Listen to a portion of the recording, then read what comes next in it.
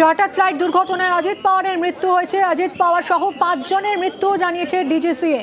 মহারাষ্ট্রের বারামাতিতে ভেঙে পড়ে চার্টার ফ্লাইট। মৃত্যু মহারাষ্ট্রের উপমুখ্যমন্ত্রী অজিত পাওয়ারের। বারামাতিতে সভা ছিল অজিত পাওয়ারের।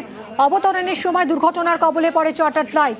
অজিত পাওয়ার সহ 3 যাত্রী, পাইলট এবং 1 ক্রিউর মৃত্যুর খবর পাওয়া যাচ্ছে। সকাল 8:45-এ ভেঙে পড়ে চার্টার ফ্লাইট। দুর্ঘটনার কবলে ডাবল ইঞ্জিন চার্টার ফ্লাইট। आ रहा था ट्रैप के नजदीक 100 फुट से नजदीक आके गिर गया है। क्या कहेंगे ये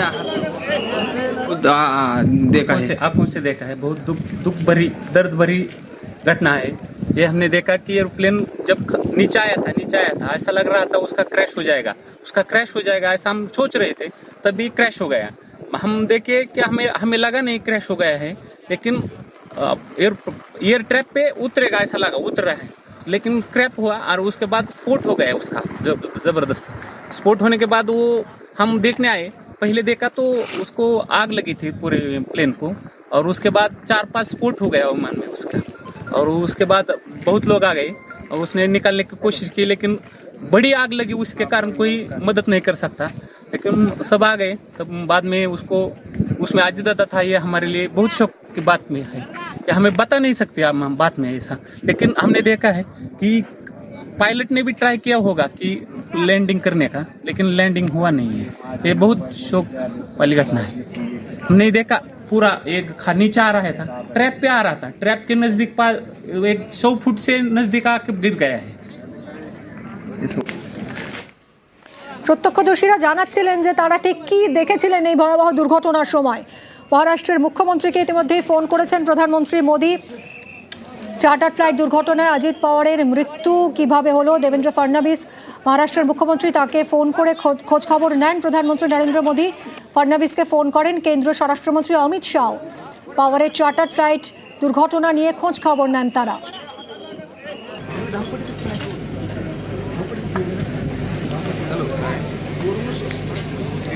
ভয়াবহ দুর্ঘটনা, চার্টার ফ্লাইট দুর্ঘটনায় অজিত পাওয়ারের মৃত্যু হয়েছে। মহারাষ্ট্রের উপমুখ্যমন্ত্রী এনসিপি প্রধান অজিত পাওয়ারের মৃত্যু হয়েছে। শুধু অজিত পাওয়ার নন, তার সঙ্গে থাকা 5 জনেরই মৃত্যু হয়েছে জানিয়েছে ডিজিসিএ। আবির রয়েছে আমার সঙ্গে। আবির, আর কি কোনো তথ্য কিছু পাওয়া গেল কিভাবে দুর্ঘটনা ঘটেছে? কারণ দেখো, আমরা শুরু থেকে বলছিলাম যে লিয়ারজেট 45 এক্সআর হচ্ছে অত্যন্ত জনপ্রিয় এবং একে বলা হচ্ছে যে সুপার পারফর্মিং বিজনেস জেট, এবং সেটি দুর্ঘটনা যেভাবে ঘটেছে তা নিয়ে ইতিমধ্যেই রহস্য ঘনীভূত হয়েছে। এখন প্রশ্ন হচ্ছে যে দুর্ঘটনার কারণ কি, কোনো কি মেকানিক্যাল কারণ নাকি প্রাকৃতিক কোনো কারণে দুর্ঘটনাটি ঘটেছে।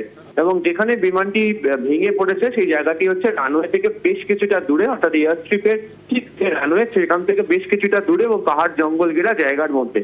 সকালে যখন বিমানটি উড়েছিল এবং বিমানটি অবতরণের সময় আগে পর্যন্ত আবহাওয়া সংক্রান্ত যে কোনো সমস্যা ছিল না। যদি আবহাওয়া সংক্রান্ত কোনো সমস্যা থাকতো তাহলে প্রথমেই ডিজিসিএর তরফ থেকে বিমানটিকে উঠতে দেওয়া হতো না, বা যে সময় বিমানটি সেখান থেকে উঠেছিল তখনও সেই নির্দিষ্ট জায়গার ক্ষেত্রে ওঠার ক্ষেত্রে কোনো একটা অসুবিধার কথা এয়ারপোর্টের তরফ থেকে বলা হতো।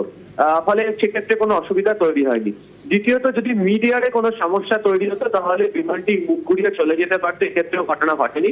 ফলে শেষ মুহূর্তে যখন বিমানটি অবতরণের সময় ফাইনাল অ্যাপ্রোচ যাকে বলা যখন চলছিল, সেই সময় কোনোটি ত্রুটি ধরা পড়ে এবং সেই ত্রুটিটা এতটাই নিশ্চয়ই বড় হয়ে যায় যে কারণে হচ্ছে বিমানের পাইলট তিনি নিয়ন্ত্রণ হারান এবং এই ধরনের দুর্ঘটনাটি ঘটেছে। কিন্তু পাইলট যারা রয়েছেন, যারা এই ধরনের বিমান সম্পর্কে অভিজ্ঞ, তাদের যেটা বক্তব্য, এই বিমানের যা ইঞ্জিন, এই বিমানের যা বাকি যে যন্ত্রাংশ তা অত্যন্ত আধুনিক, অত্যন্ত সফিস্টিকেটেড। ফলে এক্ষেত্রে দাঁড়িয়ে এই ধরনের দুর্ঘটনা ঘটার সম্ভাবনা অত্যন্ত ক্ষীণ বলা চলে। ফলে ডিটিসি এর তরফ থেকে এবং তদন্তের পরই জানতে পারা যাবে যে প্রকৃত দুর্ঘটনার কারণ কি। তবে প্রাথমিকভাবে তারা বিমানের কোনো যান্ত্রিক ত্রুটির দিকে তারা মনে করছেন যে এই ধরনের কোনো যান্ত্রিক ত্রুটি অবতরণের সময় ধরা পড়ে এবং সেই মুহূর্তে নিয়ন্ত্রণ করতে না পারার কারণে এই ধরনের দুর্ঘটনা ঘটে গিয়েছে। এখনো পর্যন্ত নিকটবর্তী যে এয়ার ট্রাফিক কন্ট্রোল রয়েছে সেখান থেকে বিমানের চালক কোনো মেডে সংকেত পাঠিয়েছিলেন বা ইমার্জেন্সি ল্যান্ডিং করতে চান বলে কোনো সংকেত পাঠিয়েছিলেন। এখনো পর্যন্ত এমন কোনো তথ্য মিনিস্ট্রি অফ সিভিল এভিয়েশন বা ডিটিসি এর তরফ থেকে প্রকাশ করা হয়নি, বা অন্য কোনো সূত্র মারফত সেটা জানতে পারা যাচ্ছে না। ফলে শেষ মুহূর্তে বিমান অবতরণের সময় কোনো একটি ঘটনা ঘটেছে, তারই কারণ অনুসন্ধানের কাজ শুরু করছে ডিটিসি।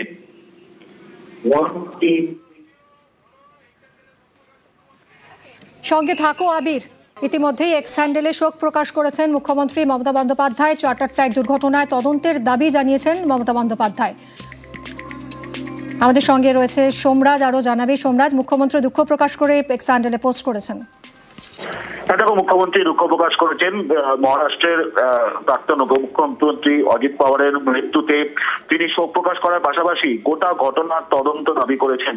তিনি এক্স হ্যান্ডেলে যে পোস্ট করেছেন সেখানে তিনি বলছেন যে গোটা ঘটনা একটি তদন্তের দাবি রাখে এবং গোটা ঘটনার জন্য তদন্তের প্রয়োজন বলেই তিনি এক্স হ্যান্ডেলে পোস্ট করেছেন এবং পাশাপাশি তার পরিবারের সদস্যদেরও সমবেদনা জানিয়েছেন। ধন্যবাদ সোমরাজ। ইতিমধ্যেই তদন্ত হচ্ছে যে কি কারণে এই দুর্ঘটনা ঘটলো, কারণ এই দুর্ঘটনা যে চার্টার্ড ফ্লাইটে ঘটেছে তা অত্যন্ত আধুনিক। সেই চার্টার্ড ফ্লাইটে কি করে দুর্ঘটনা ঘটতে পারে, প্রত্যক্ষদর্শীরা কি বলছেন আসুন একবার শুনি। हमने देखा पूरा एक नीचे आ रहा था, ट्रैप पे आ रहा था, ट्रैप के नजदीक 100 फुट से नजदीक आके गिर गया है। उसका क्रैश हो जाएगा ऐसा हम सोच रहे थे, तभी क्रैश हो गया। पहले देखा तो उसको आग लगी थी पूरे प्लेन को, और उसके बाद 4-5 स्फोट हो गया विमान में उसका, और उसने निकालने की कोशिश की लेकिन बड़ी आग लगी, उसके कारण कोई मदद नहीं कर सकता। उसमें अजिदाता था, ये हमारे लिए बहुत शौक की बात में है।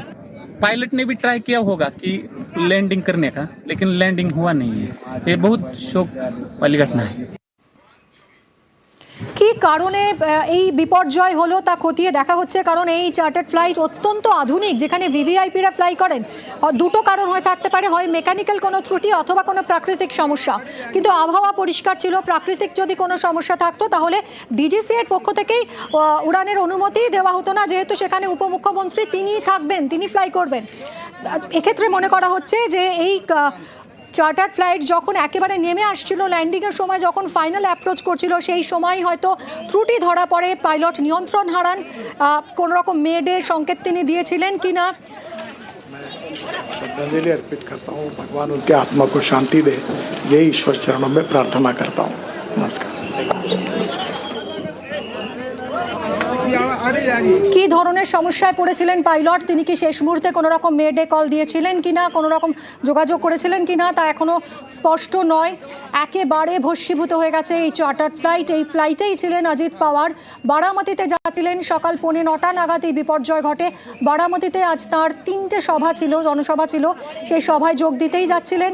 ঠিক 8:45 নাগাদ বারামতিতে নামার সময় এই দুর্ঘটনা। এবং প্রথমে যেরকম জানা যাচ্ছিল যে গুরুতর আহত হয়েছেন অজিত পাওয়ার, কিন্তু যারা অভিজ্ঞ পাইলট তারা এই যে দুর্ঘটনার যে তীব্রতা, যার জেরে একেবারে ভস্মীভূত হয়ে গেছে চার্টার্ড ফ্লাইট, তা দেখে মনে করা হচ্ছিল যে বাঁচার সম্ভাবনা খুব ক্ষীণ। এবং কিছুক্ষণের মধ্যেই জানা যায় যারা ছিলেন প্রত্যেকেরই মৃত্যু হয়েছে, অজিত পাওয়ার সহ 5 জনেরই মৃত্যু হয়েছে, জানায় ডিজিসিএ। মৈত্রেয়ী রয়েছে আমার সঙ্গে, আরো আপডেট দেবে মৈত্রেয়ী। আর কোনো খবর?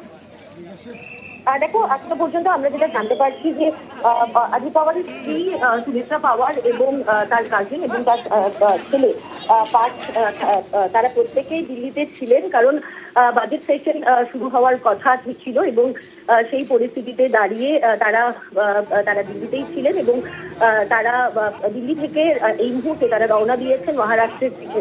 এবং ইতিমধ্যে প্রধানমন্ত্রী নরেন্দ্র মোদীর তরফ থেকেও কিন্তু একটি পোস্ট আমাদের সামনে এসেছে এবং সেখানে তিনি অত্যন্ত পরিশ্রমী নেতা হিসেবে উল্লেখ করেছেন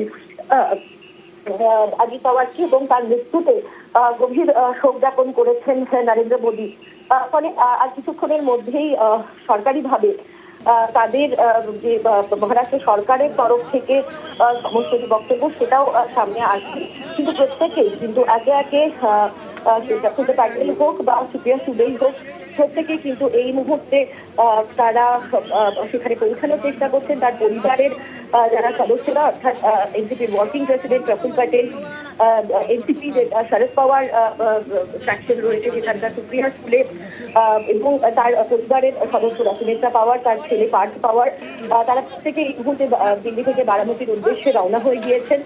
এবং একই সঙ্গে আমরা যেটা জানতে পারছি যে মহারাষ্ট্রের মুখ্যমন্ত্রী তিনিও তিনি বারামতির দিকে তিনিও রওনা হয়ে গিয়েছেন। এই মুহূর্তে সব দিক থেকে চেষ্টা করা হচ্ছে যে তার পরিবারের পাশে সবাই থাকার চেষ্টা করতে, এবং মহারাষ্ট্রের এবং বিশেষত বারামতির মানুষের কাছে এটা খুব বড় একটা ধাক্কার জায়গা। তার কারণ বারামতি থেকে 1991 সাল থেকে জড়ি হয়ে আসছেন। একদমই সঙ্গে থাকো মৈত্রেয়ী, সঙ্গে থাকো।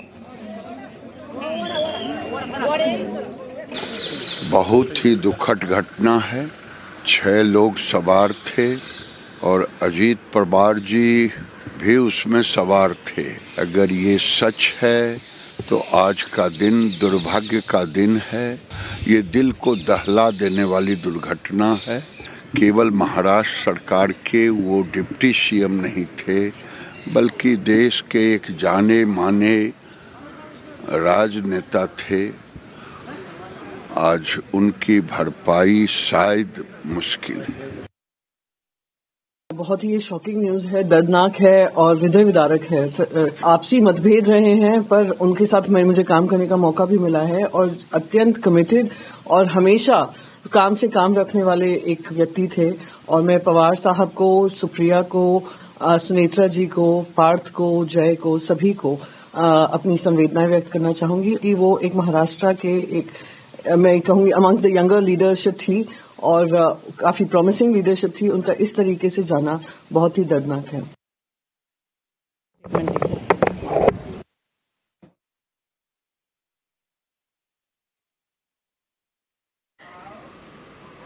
শোকের ছায়া মহারাষ্ট্র জুড়ে, শোকের ছায়া রাজনৈতিক মহলে, শোক নেমেছে পাওয়ার পরিবারেও।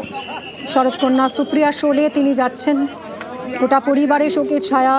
শরদ পাওয়ারের সতীর্থরাও ভাবতেই পারছেন না কিভাবে ঘটে গেল এই দুর্ঘটনা, যেখানে অত্যাধুনিক এই এই কপ্টার, অত্যাধুনিক এই চার্টার্ড ফ্লাইট দুর্ঘটনার কবলে পড়ে এভাবে প্রাণ হারাতে হলো মহারাষ্ট্রের উপমুখ্যমন্ত্রী অজিত পাওয়ারকে। অজিত পাওয়ার সহ 5 জনেরই মৃত্যুর কথা জানিয়েছে ডিজিসিএ। মহারাষ্ট্রের বারামতিতে আজ সকালে 9:45 নাগাদ এই দুর্ঘটনা ঘটে। মহারাষ্ট্রের উপমুখ্যমন্ত্রী অজিত পাওয়ার ছিলেন এই ফ্লাইটে। পাহাড়ি এলাকায় ক্র্যাশ ল্যান্ডিং হয় এবং এই নিয়েই মহারাষ্ট্রের মুখ্যমন্ত্রীকে ফোন করেছেন প্রধানমন্ত্রী নরেন্দ্র মোদী। চার্টার্ড ফ্লাইট দুর্ঘটনায় অজিত পাওয়ারের মৃত্যুর কারণ জানতে চেয়েছেন। দেবেন্দ্র ফডনবিসকে ফোন করেছেন প্রধানমন্ত্রী মোদী। ফডনবিসকে ফোন কেন্দ্রীয় স্বরাষ্ট্রমন্ত্রীরও। পাওয়ারের চার্টার্ড ফ্লাইট দুর্ঘটনা নিয়ে খোঁজখবর নিয়েছেন তারা। চার্টার্ড ফ্লাইট দুর্ঘটনায় তদন্তের দাবি জানিয়েছেন রাজ্যের আমাদের মুখ্যমন্ত্রী মমতা বন্দ্যোপাধ্যায়। চার্টার্ড ফ্লাইট দুর্ঘটনায় অজিত পাওয়ারের মৃত্যুতে শোক প্রকাশ করেছেন মমতা বন্দ্যোপাধ্যায়। এক্স হ্যান্ডেলে পোস্ট করেছেন তিনি।